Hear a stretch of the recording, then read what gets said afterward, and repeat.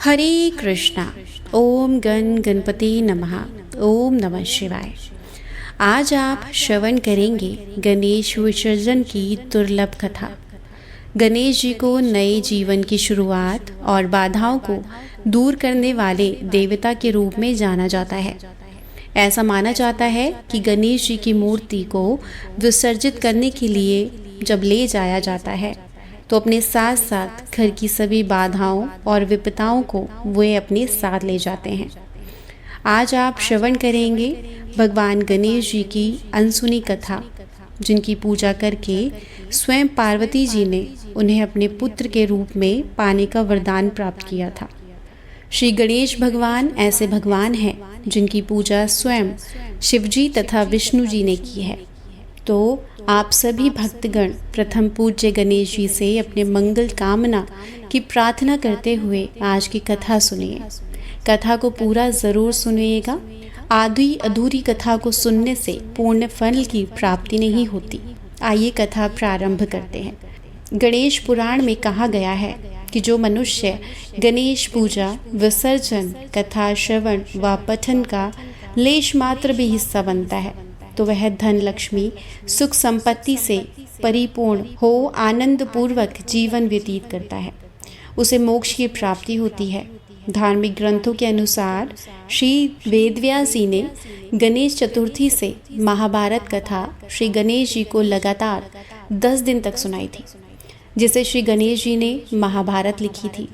10 दिन बाद जब वेदव्यास जी ने आंखें खोली तो पाया कि 10 दिन की अथक मेहनत के बाद श्री गणेश जी का तापमान बहुत अधिक हो गया।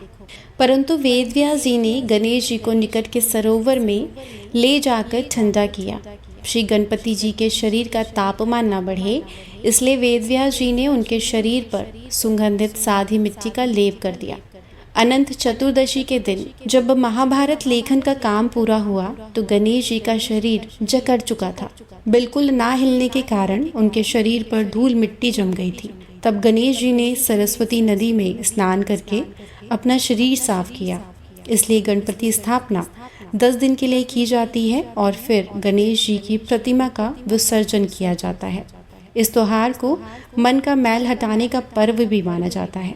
एक कथा के अनुसार एक समय माली और सुमाली 2 राक्षस थे जो शिव जी को समर्पित थे। सूर्यदेव उन राक्षसों को उनके पापों के लिए मारने वाले थे। राक्षसों ने शिव जी से प्रार्थना की कि वे उनकी रक्षा करें। तब शिव जी ने उनकी रक्षा का वचन दे दिया और उन्होंने सूर्यदेव को अपने त्रिशूल से मार दिया और उससे सारी दुनिया अंधकार में डूब गई। त्रिशूल की चोट से सूर्य की चेतना नष्ट हो गई और वह तुरंत रथ से नीचे गिरने लगे। जब कश्यप जी ने देखा कि उनका पुत्र मरणसार अवस्था में है तो वे उसे छाती से लगाकर फूट फूट कर विलाप करने लगे। सारे देवताओं में हाहाकार मच गया। सभी भयंकर रोने लगे। तब ब्रह्मा के पुत्र तपस्वी कश्यप जी ने शिव जी को श्राप दे दिया। वे बोले, जैसा आज तुम्हारे प्रहार के कारण मेरे पुत्र का हाल हो रहा है, वैसे ही तुम्हारे पुत्र का भी होगा। तुम स्वयं अपने ही पुत्र का मस्तक काटोगे। इसी श्राप के कारण ऐसे संयोग बने कि महादेव जी को श्री गणेश जी का सर काटना पड़ा। जब भगवान शिव जी ने श्री गणेश जी के मस्तक को काटा था तब माता पार्वती के विलाप करने पर और उनके आग्रह पर शिव जी ने उस मस्तक के स्थान पर हाथी का मस्तक लगाया, किंतु यह हाथी बड़ा ही अद्भुत था। इसकी कथा इस प्रकार है।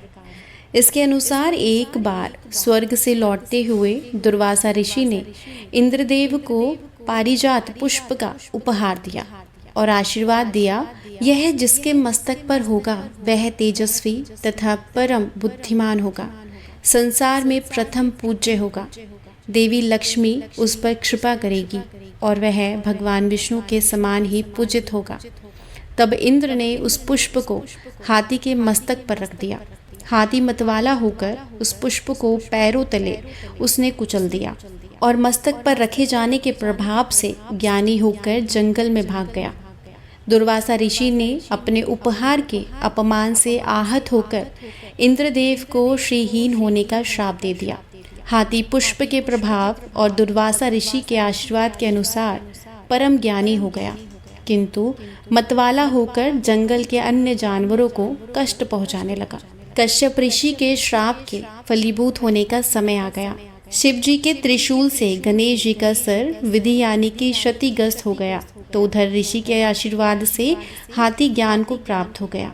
किंतु उत्पाती हाथी के क्रोध को शांत करने तथा गणेश जी को प्रथम पूज्य बनाने के लिए हाथी का संहार अवश्य हो गया और ज्ञान के संचार के लिए उनके परम गुणवान सर को सुरक्षित करना जरूरी हो गया। साथ ही गणेश जी उस हाथी के सिर को धारण करके प्रथम पूज्य तेजस्वी ऋषि सिद्धि के प्रदाता होंगे। उनके फलस्वरूप इसी हाथी का सर गणेश जी को लगाया गया।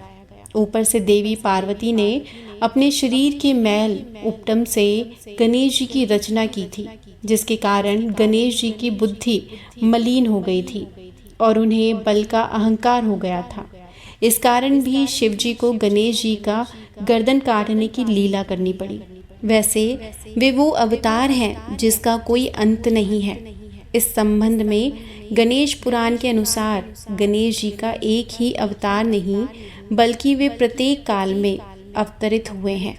अन्य पुराणों में इस बात का जिक्र है कि श्री गणेश जी प्रत्येक सतयुग में 8, त्रेता युग में 6, द्वापर युग में 4 तथा कलयुग में 2 भुजा में अवतरित होते हैं, जो उनके आदि व अंत रहित होने का प्रमाण देता है। ऐसे ही एक बार भगवान विष्णु ने भगवान श्री गणेश जी की पूजा की थी। यह कथा बड़ी ही अद्भुत है, जो दर्शाती है कि कैसे भगवान विष्णु को भी भगवान गणेश की हरकतों के आगे झुकना पड़ा था। भगवान विष्णु के पास एक शंख था, जिसे वे हमेशा अपने आसपास रखते थे। एक दिन उन्होंने देखा कि शंख गायब हो गया है और वह कहीं नहीं मिल रहा। इससे बहुत ही नाराज हुए और उन्होंने अपनी सारी शक्तियां उस शंख को ढूंढने में लगा दी। तभी भगवान विष्णु को अचानक दूर से शंख की ध्वनि सुनाई देने लगी। उन्होंने उस दिशा में शंख की खोज शुरू की और उन्हें एहसास हुआ कि वह ध्वनि कैलाश पर्वत से आ रही है। जब वे पर्वत पर पहुंचे तो उन्होंने पाया कि शंख भगवान श्री गणेश ने ले लिया और वे उसे बजाने में व्यस्त हैं। यह जानते हुए कि भगवान गणेश आसानी से नहीं मानते और उन्होंने शिव जी से गणेश जी को शंख लौटाने का अनुरोध किया। शिव जी ने कहा कि उनके पास भी गणेश की इच्छा पूरी करने की शक्ति नहीं है और उन्हें प्रसन्न करने का एकमात्र तरीका है पूजा। इसलिए भगवान विष्णु ने वैसा ही किया। उन्होंने पूजा के लिए सभी आवश्यक वस्तुएं तैयार की और मन ही मन गणेश जी की पूजा की। यह देखकर गणेश भगवान प्रसन्न हुए और उन्होंने विष्णु जी का शंख उन्हें वापस कर दिया। यह कथा यह दर्शाती है कि कैसे भगवान विष्णु जैसे महान भगवान ने गणेश जी की पूजा में संकोच नहीं किया। अगर आपको ये कथा पसंद आई हो तो चैनल को लाइक, शेयर और सब्सक्राइब ज़रूर कीजिएगा। मिलते हैं अगली कथा के साथ, तब तक के लिए हरे कृष्णा।